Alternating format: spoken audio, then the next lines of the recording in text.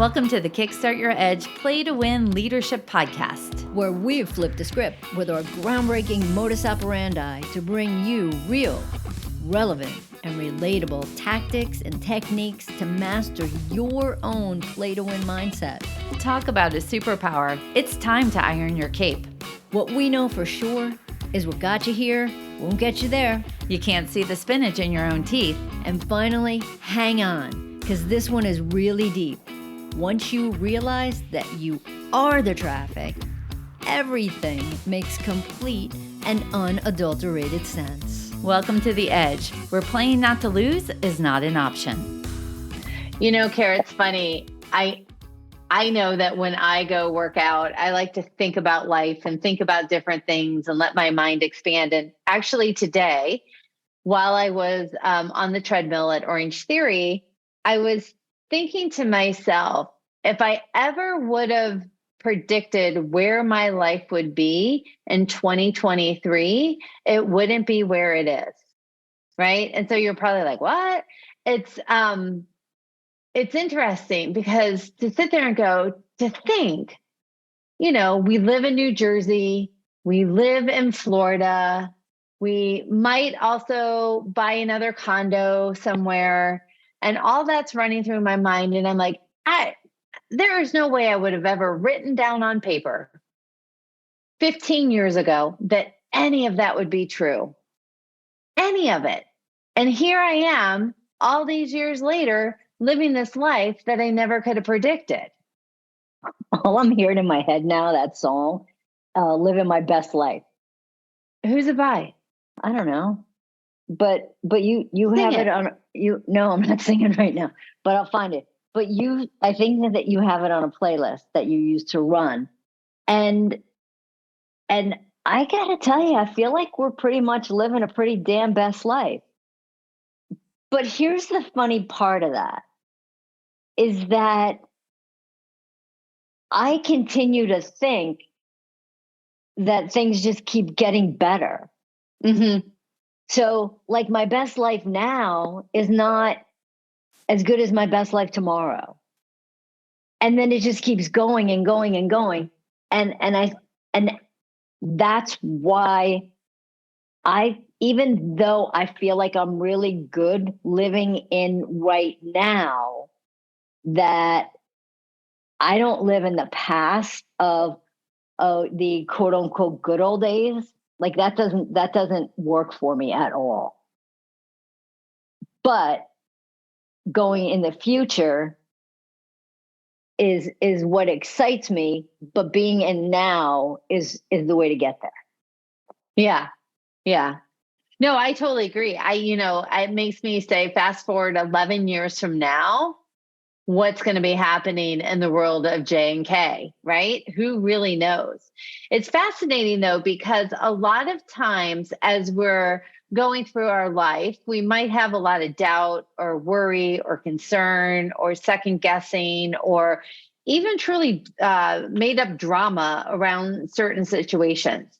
And I often have heard, as many people have, about the exercise of where you actually go back to a younger version of yourself and what advice would you give you, right? So if I was to do that, because I was really looking at truthfully since about 2010 as my life having a complete and utterly different change, which is actually pre-Karen. But I don't know, check those similarities there about how good Seth is for you right now. You think? What else could it be? And it's interesting though, because sorry, my ear thing dropped out. It's interesting because if I was to go back to myself then and be able to know what I know now, what would I tell myself then? And it would probably be to maybe not overanalyze as much or don't worry so much about the details of getting there. It could even be maybe, jump to the place of certainty through uncertainty sooner rather than later. simple things like that, that in hindsight, it's super easy to be able to say, oh yeah, I shouldn't have, so, I'm just making this up now. This isn't about me, but you shouldn't regret so much. You shouldn't be so quick to anger. You shouldn't be concerned. You shouldn't be overthinking. You shouldn't live in indecision, right? So super easy to do once you're on the other side, living the best life that you're living.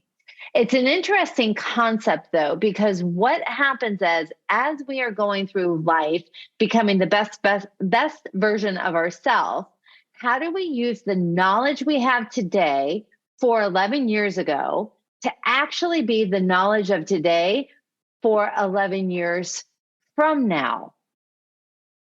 That's a little trippy. Yeah, right.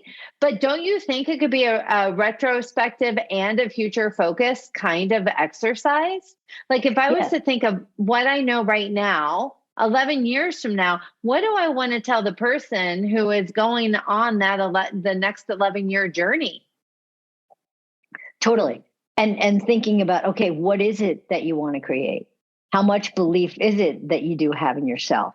What's the I don't know, what's the impact that you've had, and what would you tell yourself now? Because you're the best. I think that we, not like you are, but I think we all have great advice from our future self. And so often we look to other people to give us advice, but we have so much great data for ourselves because we know ourselves that future self, it's a powerful place to be. So when you think about that, as you were saying, Jen, if you think about 2010, right, your life has continuously gotten better. And you don't live in the past because you're so future focused. And I loved my life before. Exactly. How great is that? 100%, right? So it's not about that wasn't great. It was really good. And now it's different. And now it's the next best version of who I am and how I'm living. Right. And what's important for people to understand here is that so often your head wants to make decisions from your past. And your brain is going to go to the past because we've talked about this before. It's predictable, it's safe. That's where it knows something, right? Your brain's supposed to be able to kind of do that, keep you safe and don't have you eaten like by a saber-toothed tiger. And that's how we grew. But the thing here is that we want to learn from those experiences about what worked, what didn't, but there's so much more forward. There's so much more when we can make a decision from the future. And I know that it sounds a little bit wacky, but it's really about trusting yourself. Yeah. So I'm going to even take leadership, since we do our play to win leadership and we focus, a lot of leaders listen to this call. So looking at myself as a leader of who I am today, I can go back to myself 3 years ago. And what would I tell myself? What would I tell the younger version of myself? I would say my advice to you is be more open, to be more collaborative, to realize there's an abundance of possible ways to do things, and that the more input you have, the greater the possible impact. That's what I would tell myself from a younger day and the way I used to lead. So the interesting thing is, how then can I apply that not only today, but to my future as well? And that I love that you just said that, because it just made me think of kind of the same thing. Like, what would I tell my past self? Mm-hmm. And what's important, there's a couple of things. And I think that I wish that I told myself this sooner. because I did eventually tell myself this, but it wasn't soon enough, was that it's not about having the answers. It's about being curious about the question. And it's kind of funny now that we're saying this is all kind of clicking. Like, I would tell myself that you don't have to know, because my ego back then was like, oh shit, you better know. And the power in not knowing is so much, I don't know, from a more powerful place than what you know, because what I knew, like I knew a lot, but the thing was that I thought that I knew. So let's just say, and I don't know how this is going to make sense, so might have to do a little bit of clarifying in the questions, but let's just say I knew how to get from 1 to 10. Like, I totally knew how to do that. However, I didn't know how to get to 20 because I didn't know there was a 20, because I was so stuck on being able to get to 1 to 10 the right way. And because my ego was there, it's like, oh shit, I gotta be right. I gotta be that, I have to know the answers. And now I don't care about knowing the answers anymore, because I'm so insanely curious about finding out that there's 16,000 different ways versus the 1 or 2 or 3 ways. Yeah, I think that's really good, right? It was funny because you said, let's say I know how to get from the 10. And I'm like, well, and it just struck me as funny, but I know what you're saying. It's how do we limit ourselves, even though we know how to do it, thinking that's the only way to do it.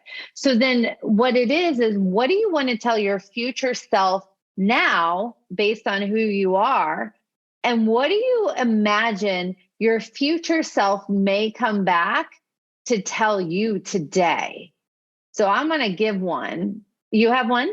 Go ahead, Kara. No, you go. No, go ahead. I just have a question as to finish things up. Okay. I think my future self is going to come back to me today and say, what you think matters really doesn't. I think that's what's going to happen, right? Now, I don't even know what that means. Karen just actually silently applauded like a mime. And just so you know, like if you want to, I wish we had video with this. But yeah, she did a clapping motion. But it is interesting, right? So if I was to imagine that in the future, I came to that realization, what's the BS I could cut out now by thinking, I wonder what I think matters that really doesn't. That's mind-blowing if you think about it. Yeah, that is. And it's a great spot to jump into. So how can you blow your own mind? But here's how we're going to close this today, Jen. If you really think about it, guys, when you're living from your past, you're shortchanging yourself. It's insanely predictable. It's stupid safe. And it's like bunny slippers and an old beat up recliner, right? You know how to do it. It's familiar. And you know what? It's going to keep you stuck in those bunny slippers and in that recliner. Our challenge to you is that growing and being that next best version of yourself is not about recycling old thoughts. It's about using your imagination and creating new thoughts from where you want to go versus where you are. I love it. Super fun. Good job. Right back at you. Bye. Doesn't matter. Doesn't matter. Thanks for listening to the Kickstart Your Edge Play to Win Leadership Podcast. Craving more? Of course you are. Check out our website at kickstartyouredge.com, where we fire you up, fan the flames of your competitive edge culture, and ignite your tenacious pursuit of an all-out play to win mindset.